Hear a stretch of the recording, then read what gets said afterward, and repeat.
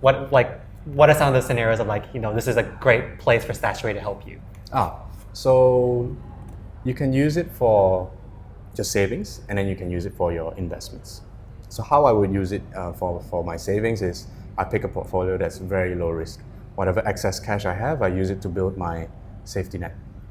And then I have my investment goals. If I want to retire, or if I want to save for my kids' education or a car, then I set up different portfolios and then fund it, because each portfolio has a different risk.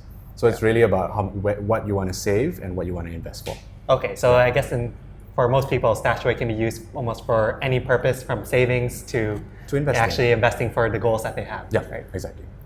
Thanks so much, Ken, for participating and helping us understand the basics of investing, what people should be doing, and how StashAway can play a role in their investment journey. Yeah. And for the people who are watching right now, thank you so much. If you have any other questions, feel free to leave a comment down below, and we will try to answer that for you as soon as possible.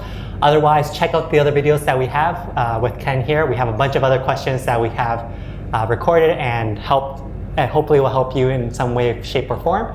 And if you're ready to take the next step in joining StashAway, just feel free to use one of the links below in the descriptions, because you'll get some bonuses that you can't find anywhere else. All right, thanks a lot.